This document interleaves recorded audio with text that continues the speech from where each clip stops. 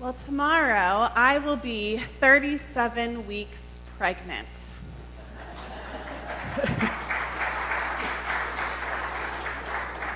You have made it this far. Some of you know exactly how I'm feeling at this point, and if you do, then you are a woman.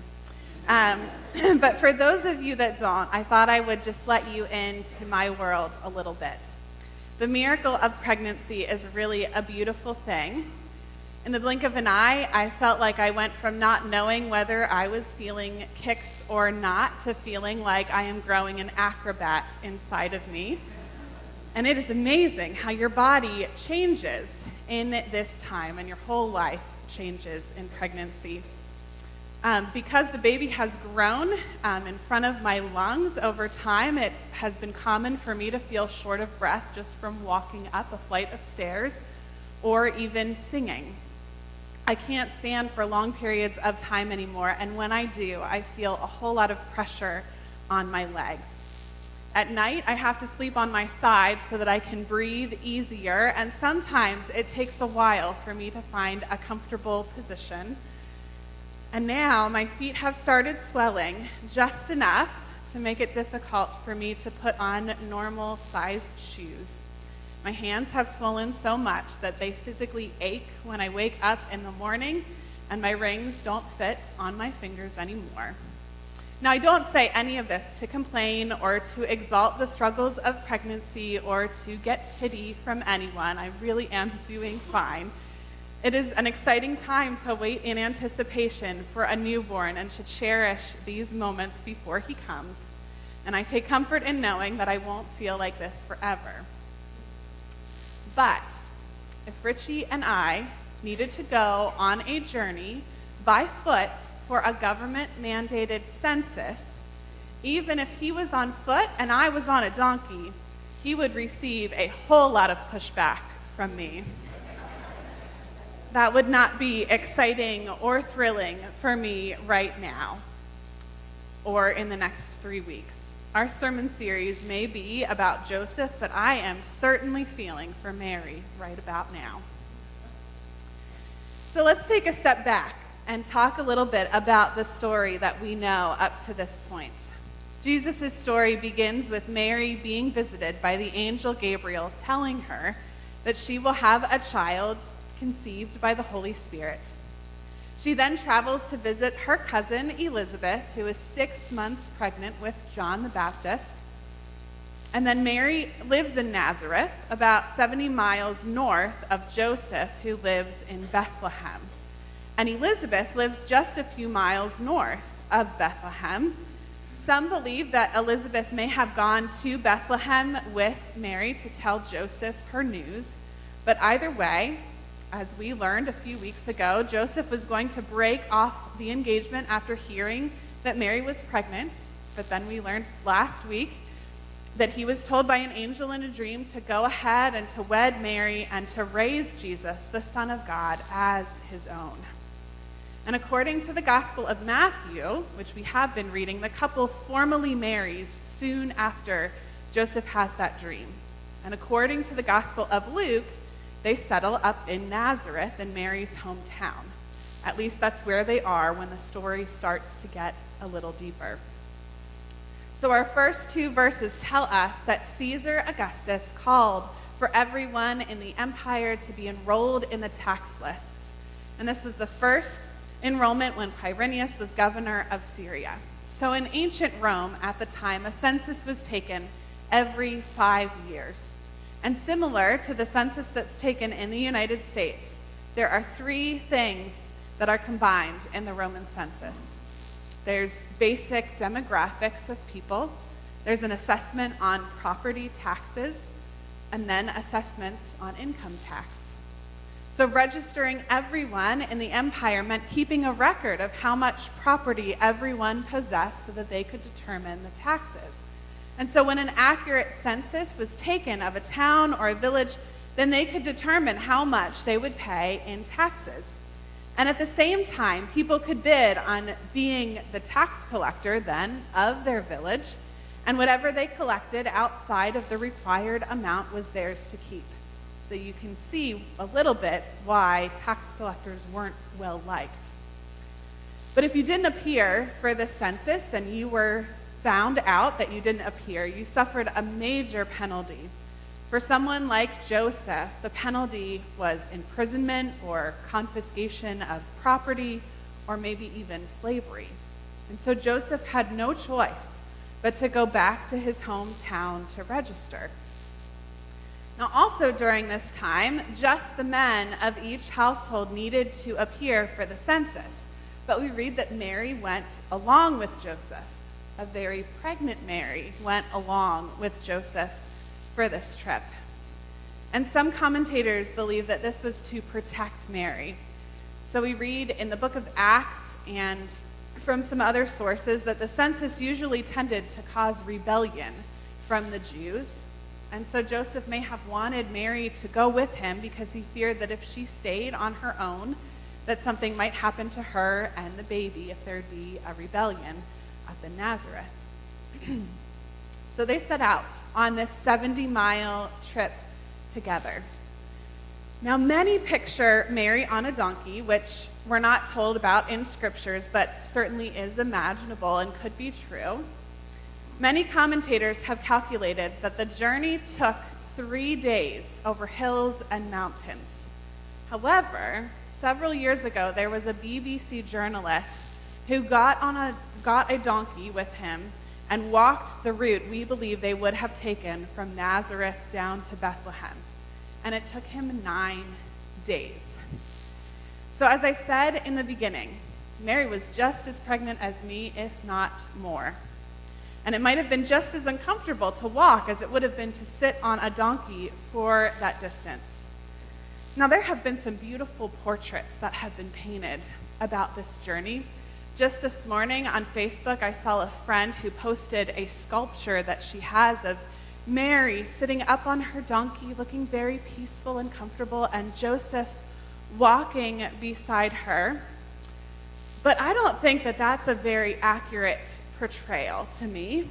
At this point, hormones are in full swing, and I can picture that Mary and Joseph are sharing some choice words with one another during that 3 to 9 day journey.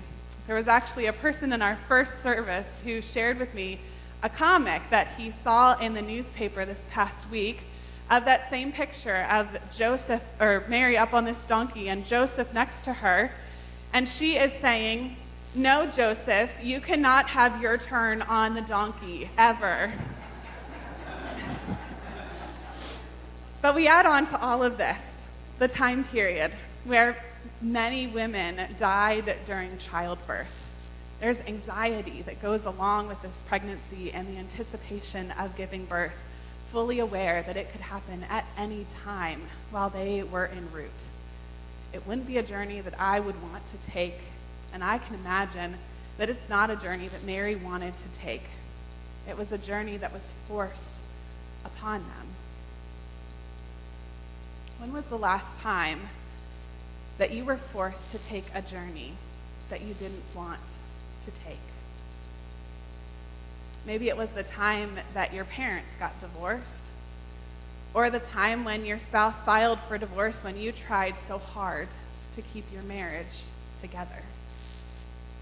Or maybe it was that unexpected death that just sent you reeling into a spiral of emotions and struggle. Or perhaps it was the cancer diagnosis that sent you on a journey of tests and chemotherapy that kept you and your family from living a normal life like you had hoped that they would have. But it could have been more simple. You know, for me, as a pastor's kid, I had to go on several journeys of moves across the state with my family growing up, and I had no choice in the matter. And there's a lot of families that deal with that. Any change can be painful and difficult. And if we haven't already, at some point or another, all of us will be forced to take journeys that we don't want to take. It's just a part of life. I'm not always a huge fan of Christian movies, but a couple of years ago, a movie came out that was based on a true story that I thought was pretty good. It's called Miracles from Heaven. And Jennifer Garner plays the mother of a young girl that all of a sudden has these painful stomach issues. And after a number of tests and trials, this young girl is found to be incurable. They just don't know how to cure what's happening. And they were a church-going family, and during this struggle, a few church ladies decided to walk up to this mother after church and question what she or this ill girl's sisters had done wrong for God to punish them and make this girl ill. Now, it made her so upset that she stopped going to church, and I probably wouldn't want to be in a church where people talk to me like that either. But then there's this scene in the movie where the mother is talking to the pastor, and she asks him why a loving God would allow her daughter to suffer. And the pastor says this: just because she's sick doesn't mean there's not a loving God. At the lowest points of my life, I've tried it both ways, doing everything I can to connect to God or walk away. And in my experience, one feels a whole lot better than the other. Friends, I've said before how I wholeheartedly believe that God does not cause or desire the difficult journeys that we're forced to take in life. Things happen that are unexplainable. I believe that God never leaves our side, though, through any of that. I don't believe that there's always a higher purpose to everything that happens, but sometimes God uses difficult situations when we remain faithful to God in the midst of it all. Joseph and Mary were undoubtedly upset by this census happening just at the time when Mary was about to give birth. It wasn't God's fault that the census was happening. That was human desire and decision. But Joseph and Mary followed, and they trusted that God was with them even through one more obstacle. And the events of Jesus' birth would have been a whole lot different and perhaps not as significant if he was born in another place other than Bethlehem, where the shepherds were then close by and then where Magi sometime later would come to find them. A difficult journey did not keep God from fulfilling God's plan for the world. And it all was able to unfold because Joseph and Mary remained faithful. Now, as many of you may know, our denomination is currently going through a difficult journey. After many decades of tension over our stance on human sexuality, and after events from our last general conference of the whole global church in 2016, there are now delegates from that conference that will come together again this coming February to vote on some proposed ways that our denomination can move forward as one church despite our differences of beliefs and convictions. Now, I talked about this several weeks ago in worship, and we had an all-church meeting about it a few weeks ago. And so if you are hearing about this for the first time and have no idea what I'm talking about but want to learn more, just talk to me and I can give you some more information. But our global church as a whole is very divided on our stance over human sexuality and gay marriage.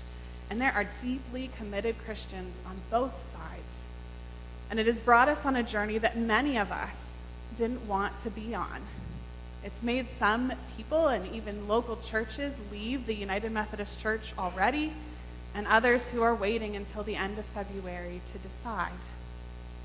And I believe that God's heart is hurting in the midst of this entire process, because just like the political tension in our own country, the contention in our denomination is causing a lot of hateful rhetoric instead of love. And it has the potential to pull us away from the very things that God has called us to do. we have a choice in this journey. We can pull away, or we can stay faithful to God. And that might mean something different for each of us. But during our all-church meeting, our presenter, Reverend Tom Salzgiver, who has been a part of all of these proposals that are coming about, he shared that during the next couple months, we can sit around worrying about the future, or we can continue to do the work that God has called us to do. Because there are still people now who don't know the love of Jesus. And there are still hurting families now who are struggling through homelessness and hunger. And there are still people suffering now from addictions and illness and grief and pain. And no matter where we stand on the debate of human sexuality, God still calls us to care for those people who need us right now. And I do believe that God can use this journey we are on for redemption and reconciliation and for good. Many of us in this room are on journeys that we have been forced to take. And many of us are trying to stay positive and to find joy in the midst of a season that will bring a lot of pain and a lot of weariness for so many. Some of us may be just tired and waiting for Wednesday to get here already so it all can be over. But I take hope in the words from Isaiah from long ago, that those who hope in the Lord will renew their strength. They will fly up on wings like eagles. They will run and not be tired. They will walk and not be weary. And that hope comes in the form of a baby who we will celebrate tomorrow night. A baby who had a humble and difficult beginning, but a baby who grew up to be a man who would save the world. God is with us. May we all find that hope in our hearts this Christmas.